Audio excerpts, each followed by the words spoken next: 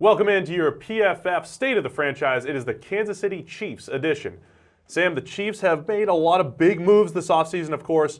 The biggest one, moving on from quarterback Alex Smith, sending him to the Washington Redskins, and it's going to be Patrick Mahomes' team now. But with Smith, I don't want to say they ripped off Washington, but knowing that they're moving on from Smith and still able to get a high draft pick and Kendall Fuller, one of the up-and-coming corners, I know the Redskins had to make that move, but if you're in Kansas City's situation, being able to get anything for Alex Smith, knowing you're going to move on to Mahomes, big haul for them. Oh, for them, it's a perfect trade. They got to move on to the quarterback that they knew they were going to put in there anyway in Mahomes.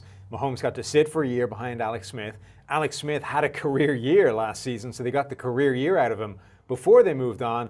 And, Washington had options as well. They didn't need to go gung-ho after a quarterback like Alex Smith. There were plenty of options, whether it was tie Kirk Cousins down in-house or go after one of the available free agents, 3 of them coming out of Minnesota. There were potential ways for them to go. So for the Chiefs to get that much of a haul in that Patrick Mahomes or in that Alex Smith trade was monstrous. The question mark, though, is that they then undid some of the good work by sending Marcus Peters away.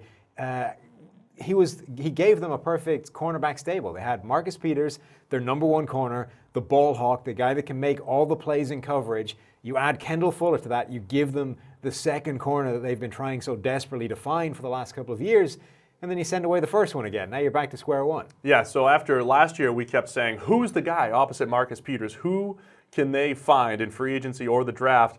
For about 2 weeks, it seemed like they may have actually had that cornerback stable. So Kendall Fuller's in. Marcus Peters gets traded to the Los Angeles Rams.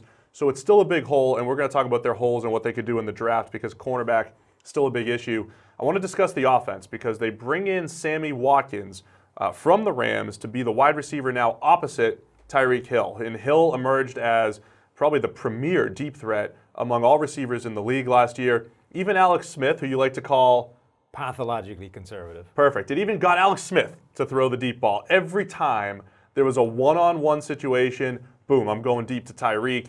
He wasn't checking down. He was actually stretching the fields. Now you have Patrick Mahomes, who loves to throw the deep ball, loves to be aggressive. Tyreek Hill on one side, who you really have to double. This isn't just like this, the jargon that you hear a lot of times. You have to double this guy. You really do need a safety over the top.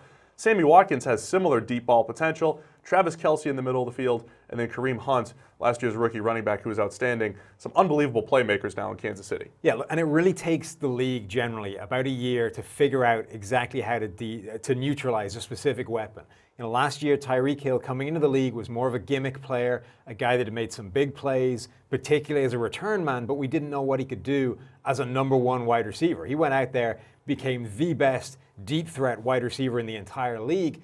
The teams didn't figure it out all the way through the year. He was getting huge targets, beating up incredibly good players one-on-one. Casey Hayward from the Los Angeles Chargers couldn't stop him getting deep behind him for a big touchdown. Now teams are going to figure that out. They've got a whole year of tape, a whole offseason to figure out how we're going to slow down Tyreek Hill. The Chiefs need a secondary deep target. Last season on deep passes that went 20-plus yards in the air, Tyreek Hill had 24 targets. No other wide receiver in that group had more than 4. That's going to need to change because teams are going to take away those deep targets. They're going to need to go with somebody else, and Watkins can be that guy. His numbers last season don't really show it. He caught just 3 of 16 deep targets for the Rams, but Jared Goff missed an absolute ton of those. Those 3 receptions went for 145 yards and some touchdowns, so he can be that deep threat opposite Tyreek Hill, and Hill is going to ensure that he gets an awful lot of one-on-one looks. I think that is, in theory, a perfect fit, even if he's the one guy in that Rams offense that did not get the boost from being in Sean McVay's system. Like many of the free agents this year, 2015, just go back to 2015. That's when you'll find Sammy Watkins, who was a very efficient deep threat that year. That was the best year Tyrod Taylor had throwing the deep ball. They did connect quite often. So I love the way those playmakers are coming together. But let's go to the defensive side of the ball because they've lost a little bit of depth. You've got Derrick Johnson moving on at linebacker. They're going to replace him with Anthony Hitchens. Again, this is a team that doesn't have the crazy draft capital to replace a lot of these guys, so they did have to go out and get veterans like Hitchens. Is this defense now taking a step back from where they've been? They're just 2 years removed from being the team I always used to like to describe as they just make it very difficult on opposing quarterbacks, and they shut down a lot of good quarterbacks Last year that wasn't always the case, and this year now with Marcus Peters out and some turnover, are there more question marks on this side? I think this team needs to have a good draft in order for that not to be the case in 2018. They now have some major question marks that they need to fill, and there's nowhere left to fill them but the draft. They need to hit on some draft picks and make them successful impact players early. And they don't have a first-round pick now. Because of Patrick Mahomes, they don't pick until 54 in the second round. So it's going to be a challenge. The number 2 cornerback spot, it used to be opposite Marcus Peters, now it's opposite Kendall Fuller. Well, it's a bigger question mark than that. At least Peters was an unquestioned number 1 corner, and you just had to find the guy that could start opposite him. Kendall Fuller, we don't even know if he can be an unquestioned number 1 now. Last season for him was a career year at PFF, a grade of 90, but he primarily played the slot, and we don't know if he can be that outside number 1 guy to eliminate the best receiver on the field. That in and of itself is a question mark. Beyond that, who's the second guy? So I think there are bigger question marks now surrounding this secondary than there were when it was Marcus Peters and who's going to be the number 2. They need to find at least one other corner and one other guy that you're pretty confident can play the outside and go up against top receivers. Linebacker is a big question mark. Derrick Johnson's gone, who's been there for so many years. The thing that Derrick Johnson did at his best was he was a fantastic coverage linebacker. With Anthony Hitchens in, Reggie Ragland already there, those are 2 downhill run-stuffing specialists. Hitchens' career average in PFF coverage grade is 56.2.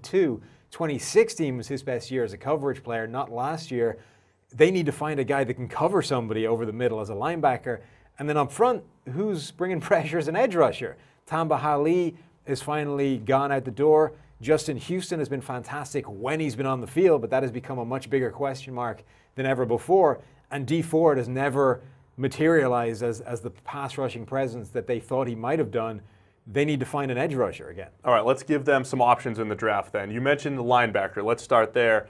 A 3rd round, maybe coverage linebacker? Who's your boy out of South Carolina? Yeah, I actually think that's a great place to be looking for one. Sky Moore, linebacker out of South Carolina. The other one is Dorian O'Daniel from Clemson. I think those 2 guys have both shown a lot of ability in coverage, particularly covering receivers in the slot. Those have both been walkout linebackers, guys that will move out, cover the slot receiver when the formation dictates it.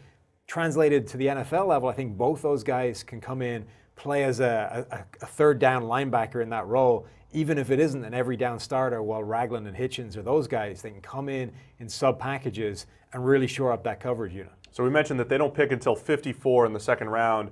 And that's actually a pretty good place to get either edge value or cornerback value. Our cornerback list, we have a lot of guys slotted in the second round, from guys like Mike Hughes from UCF, Isaiah Oliver out of Colorado, Jair Alexander out of Louisville. Some of those guys might fall, even a Carlton Davis out of Auburn. So you've got your pick of some bigger physical corners, a guy like Alexander who's a little bit smaller and shiftier. And if you want to go to the edge, Obo Okoronkwo, who kind of fits the 3-4 classic mold that Kansas City likes in their edge defenders, Kamoko Toure out of Rutgers. So I do think where they're picking, there are at least some options that fit that team. And it does seem like you don't go in and just say, hey, we need to pick defense, but it does seem like a draft that's going to be defense heavy for the Chiefs. Yeah, this is a team with some clear holes they need to fill and multiple options. You know, they can fill several different holes in this draft, so they don't need to go and just target a corner. You know, for our first pick, we have to have a corner whatever happens. They can pick the best player available as long as it's on defense. As long as it's on defense. Maybe some offensive line depth as well. I think Later the lines.